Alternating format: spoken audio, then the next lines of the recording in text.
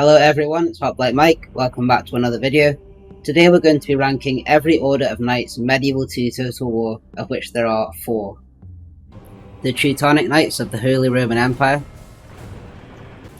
the Knights of Santiago, recruitable by Spain and Portugal, the Knights Templar, recruitable by every Christian faction aside from the Holy Roman Empire, Spain and Portugal, the Teutonic Knights, also recruitable by every Christian faction aside from the Holy Roman Empire, Spain and Portugal. So I want to preface this video by saying that all the knights are very similar, and you can see this by looking at the in-game unit cards. Nearly every stat is identical here, from number of soldiers to attack to defense to hit points. In fact, the only visible difference is the recruitment cost of the Teutonic Knights, which is slightly higher than the others. However, there are other stats and related benefits which are not shown in these unit cards and are only in the game files, and that's what I'm going to be doing this ranking based on. However, just bear in mind that this is fine details. In 4th place, we have the Knights Templar. This is predominantly because each of the other knights have something about them, a certain stat or related benefit which makes them better than the others in a specific area. However, the Knights Templar don't really seem to have this. In addition, they only have access to 1 level of armor upgrades, whereas the others have access to 2. And this means their maximum defense stat is lower than the other knights, and we can see this in-game. This is an untrained Knights Templar unit. It's got total defense of 16, armor of 7, and the next armor upgrade is partial plate. This is a fully trained Knights Templar unit, and we know that because there's no further upgrades showing up here. As you can see, it's only got the bronze shield, which means there's only been 1 level of armor upgrades, and its total defense and armor are both up by 1 compared to the base unit. Now, with the other knights units, you can get the silver shield, which denotes 2 levels of armor upgrades, and its defense and armor can go up by a further point. So this is a specific area where the Knights Templar basically have lower maximum defense. The only area where the Templars are potentially better than the other knights is their discipline. Discipline is defined as a unit's response to morale shocks such as your general dying or friendly units routing. However, this is not the same as morale. Morale is the same for all the knights in this video. The Templars, along with the Teutonic Knights, have impetuous discipline, whereas the Knights of Santiago have low discipline and the Hospitallers have normal discipline. Now, all impetuous means is that a unit may charge without orders, which is obviously disadvantageous, but it rarely happens. When you take this away, I believe the Templars' discipline is similar to normal, but I didn't see much difference between low and normal in testing. So there's not really much to speak of in terms of areas where the Templars are better than the other knights. In 3rd place, we have the Knights of Santiago. This is due to the combat bonuses they have over the other knights. Now, this is not visible in the in-game unit cards, but in the game files there are 2 areas where the Knights of Santiago have an advantage over the other knights. This is stat ground and stat heat. Stat ground is basically the terrain modifier that you get from different conditions. The Knights of Santiago are the only knights that don't get a penalty from fighting on sand. The Knights Templar, Hospitaller, and Teutonics all get a -2 penalty from fighting on sand, which effectively just reduces their attack by 2. Now, this isn't massively relevant because ultimately not much of the map is covered in sand. If I toggle the fog of war, you can see that the sand is mostly in the south, but even the settlements that are in the south are mostly surrounded by grass, and I would assume that's where most of your battles will take place. So it is an advantage not to have the combat penalty, but it's just not going to be relevant that much of the time, and that's part of the reason why this didn't bump them further up the list. The second stat that I mentioned is stat heat, and that is the additional fatigue incurred due to fighting in a hot climate. So all the other knights, the Templars, Hospitallers, and Teutonics, have a stat heat of 5, whereas the Santiago Knights have a stat heat of 3. So basically, this means the Santiago Knights fatigue less quickly in battles where the climate is hot. And this is definitely an advantage because units that are exhausted or very tired don't fight as well as units that are fresh, and they also break easier. So I would definitely say this is an area where they're a lot better, but it's only going to be relevant when you're fighting in the southern half of the map. If you're fighting in the UK or France, for example, I don't think it's going to be relevant. It's not going to come into play. Having said that, or having said all of that, the one area where the Knights of Santiago are potentially worse than the other Knights is their discipline.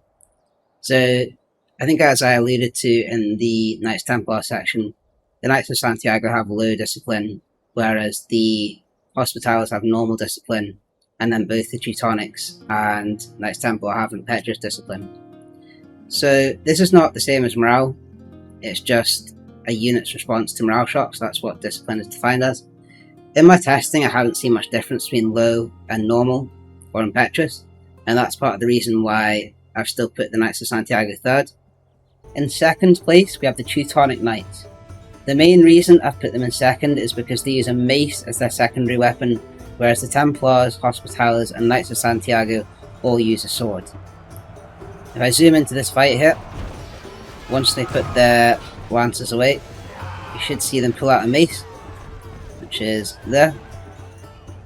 So, while the mace does have one less attack point compared to the sword, I think it's 13 compared to 14, the mace does have a major advantage in that it has armor penetration, which basically means that it ignores half the armor value of the target. Now, I should clarify that armor is not the same as defense. Defense is made up of 3 stats: shield, armor, and defense skill.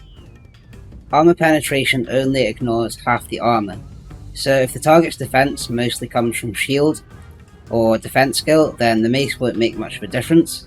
However, most decent units, especially late game elite units, do have high armor values, and the armor smith in settlements will increase this further.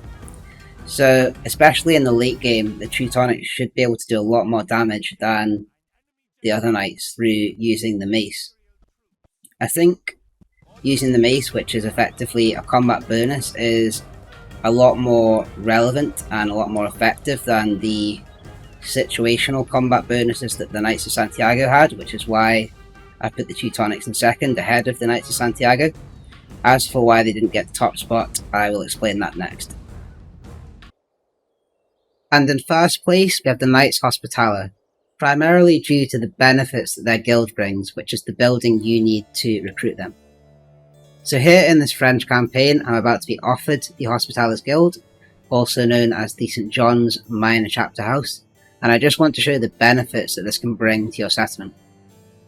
So here in Paris, if I look at the settlement details, I've got population growth of 4% and public order of 145%. Now, my faction leader, King Philip, has been here for quite a while, gathering guild points, so if I pass turn, I should be offered the Hospitallers Guild.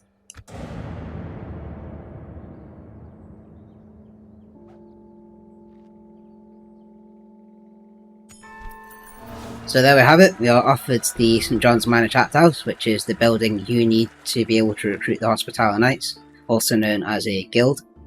So I will accept that, and that is now built in Paris. So if we go back to settlement details for Paris, we can see that population growth has gone up by 0.5% to 4.5%, and public order has gone up by 10% to 155.